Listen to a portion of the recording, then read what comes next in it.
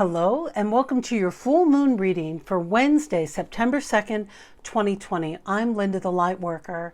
I'm a shamanic practitioner and I make these daily videos so we can all stay on our purpose-driven path, living one day at a time, saying nice things to ourselves, turning over what we can't handle, giving that up to God or Spirit or higher power, and really doing our best to be good to ourselves. So if this is your first time here, thanks for stopping by.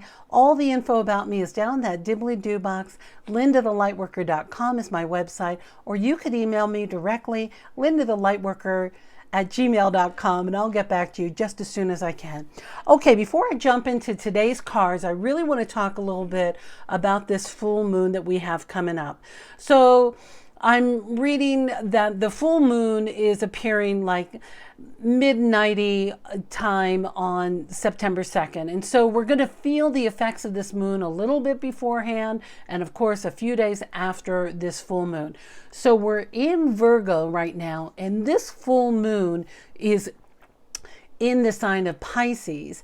And what's interesting, I love a Pisces Virgo relationship. Like those are some of I love the water with the earth kind of connected together. Like I love a Cancer Capricorn relationship. I love the Pisces and the Virgos. There's something that they find so compatible about each other. So we have this full moon in Pisces, which is a strong sign about your intuition, about your creative expression, about so those things are going to be heightened anyway. Because the moon is full, it's a watery experience, right? The Pisces will bring that in. The invitation is to really dive into your creative practice, if possible, today, tomorrow, the next day. This is with the Virgo influence, that Virgo brings that grounding, sort of pragmatic, action, momentum, keeping moving forward, optimistic. Virgos, while they can be a little critical, that's just their nature. They can't help it. They see the flaws. They're truth tellers. They say things as they are. And so when we have that influence of this Pisces come in, it kind of softens that up and opens it up for more imagination, more creativity. I know I said that. So it's about the things to remember for this full moon is to look at your old goals, like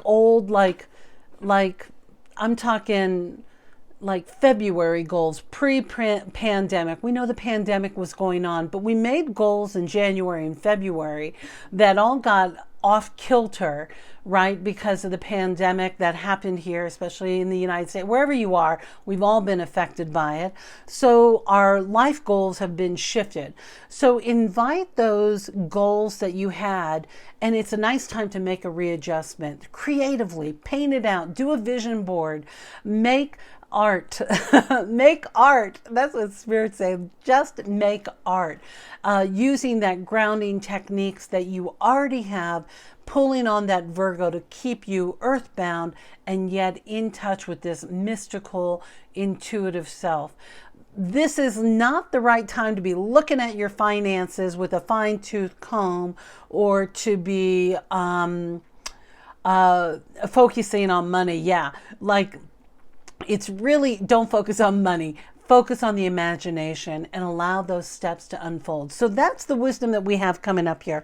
And also astrologically, you guys know I just dabble in astrology. I am not an astrologer, but we have a lot of stuff happening with those outer planets. And I know many of you have been feeling that effect of, it's felt like Mars has been like in confrontation with Saturn. Like there's been a lot of, the last 2 weeks of August have been really difficult, challenging, percolating, emotions all over the place. And now we have some big planets going into retrograde. So it's about, we got crazy astrology going on. So I think Pluto's going retrograde. And when that happens, it's that looking at our past. So the invitation is to not go all the way back to childhood, but just go back to the beginning of the year. I know many of you were working on your business at that time, or you had business goals. Don't think about the money of it all, but think about the vision. Stay in the visioning of it all and how you want your life to unfold for this next, I know it's only 4 months, but I'm really feeling like this next half of the year until January. So that's the invitation here. And just remember that the power of this full moon is going to stick around for a full day. A few days is what I meant to say.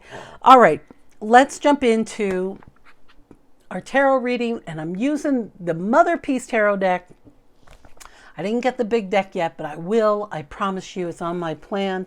And I love this deck. You can tell this book is battered. It was written by Karen Vogel, and she is a genius. God bless her. All right, we have 3 tarot cards today. The first one is the Ace of Cups, which I love because we have this Piscean full moon. So this is diving into that self-love. So it is the invitation for you to really take the energy of this full moon and to embrace your gifts. Embrace the love that you have for yourself. Now, we have 2 swans that are swimming in opposite directions here. But you know what? This can be a time for you diving into that love and diving into that creating that relationship that you really want. You know, these swans mate for life. And look, they're close together, but they're doing their own thing. Wouldn't that be ideal to be in relationship with someone where you have so much strength and support that you can be swimming in the same pond, doing your own thing, saying to each other, hey, check this out. Really enjoying the waters together. But it is about diving in. The first thing is, what does RuPaul say? If you can't love anybody else until you love yourself. So being able to dive into that self-love is important. Now, the shadow that might be coming up for some of you today who might not be feeling that, or I know I'm hearing some of you have some anger and resentment about love, or love's not in the game for you.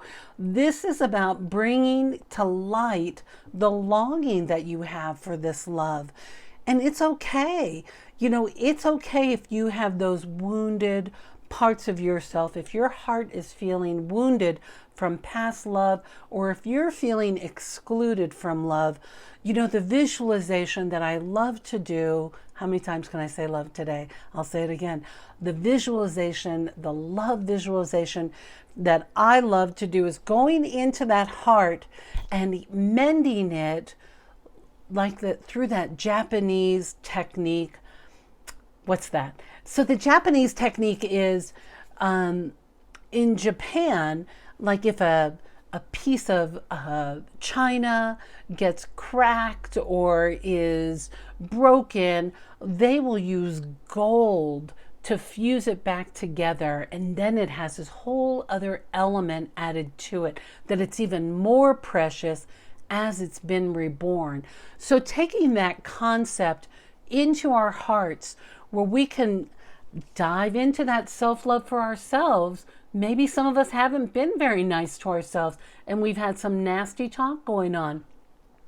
Pouring that golden light into the heart to heal any of those old wounds that still might be cracking, and to allow yourself to heal so you can attract that love that you want. All right, our second card today is from the Wands. We have the 3 of Wands here. And this is all about creative communication. I mentioned doing art today, creating a vision board, putting up, writing it down in pictures. Those of you who have artistic, I'm a terrible painter, but I paint all the time. Look at my paintings are behind me and around in my office here. It's really looking at that story that we can tell creatively in a new way, or Or maybe you're not the mother in this mother with these two children. Maybe you're the baby that needs to learn a new way of communicating, a creative way of communicating with a loved one or with your inner child. Oh, that's good, girl. Talk to that inner child in a new way so that it can heal and learn and grow and expand from those old wounds. Especially if we have childhood wounds, we need to dive into that self-love and do that soul recovery of being able to embrace that child within and heal it so we can heal ourselves. This can also be about you learning, I know I said a new way to communicate. You know, there's a great book out there that's called Nonviolent Communication. And I forget the guy's name who wrote it. I always say it was a good Jewish man wrote this book. And it's a great book about learning how to look at the dialogue that we are accustomed to and how it has repercussions. There may be violence in our words that we're not even aware of.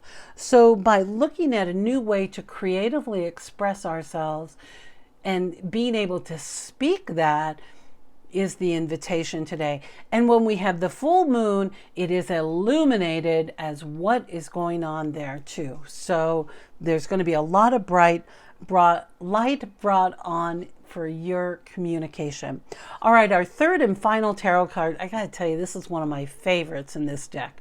It's the Four of Swords. Now, the Suit of Swords represents the air signs, of course, which are Aquarius, Gemini, and Libra. And when I see air sign, I always know it's an inside job, and it is about getting right in our head. And what we're having a little trouble seeing with this card is that she is sitting in her pyramid tent, right? And behind her, her chakras are all in alignment. So that means she is putting up a beautiful, clear boundary of self-care first. It is creating your sacred space. It is removing yourself from any nonsense that's happening out there in the news.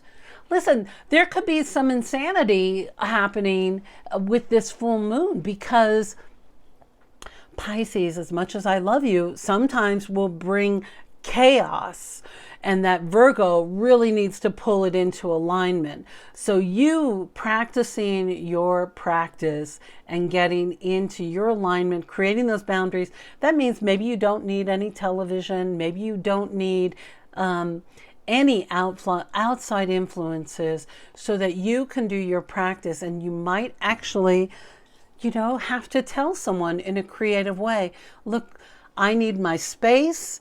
I'm putting some boundaries around this relationship and finding a new way to express yourself so that you can feel grounded and ready for what's going to come up next for you. All right, our final card today comes from the beautiful Denise Linn Sacred Travelers deck. You all know how much I love her. Info down below. Here we have the incredible transformation card. And it says, a fresh new way of living emerges. A fresh new way of living emerges. Well, isn't that the truth with this whole COVID thing? But this is about change coming. This is about your personal transformation. This is about you sticking to your work. As the phoenix is rising from the ashes here, there's a little chaos and there's a little confusion that might happen. And as we're in Virgo and when we're in these earthly signs, we really want that stability and that regular sort of routine or, stability is just what I keep hearing. Change can be confusing, but to reach that transformation that you want for yourself, to keep growing, to keep expanding, to keep attracting better relationships, to keep moving forward on your creative life path, we have to allow for some chaos. And that might be, as we make a declaration to create our space, it might create some transformation for you. Maybe this is the first time you're saying, hey, look, I'm literally going to put a tent up in this space and sit in this tent. You know, I had the most incredible experience. I met this woman who led me. She's an Aboriginal. She was from Australia. She was half Aboriginal, Australian, Aboriginal, and half Native American. She was one of the most incredible women I've ever encountered. And when we met, she said, oh my gosh, I know who you are. And this is in the 90s. I didn't know who she was, but she knew I was supposed to go meet my shaman who I studied with then for many years afterwards.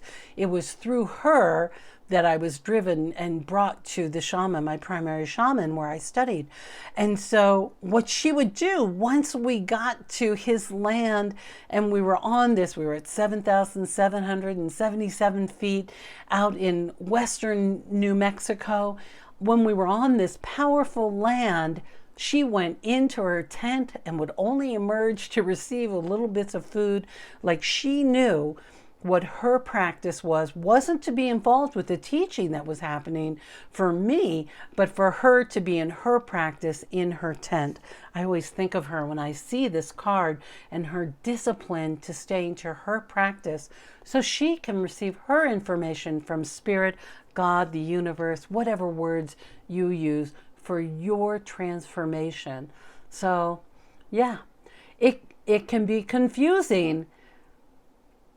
The other thing that Spirit's saying is, as we are in transformation, who you were when you started on this personal growth journey was different than who you are now.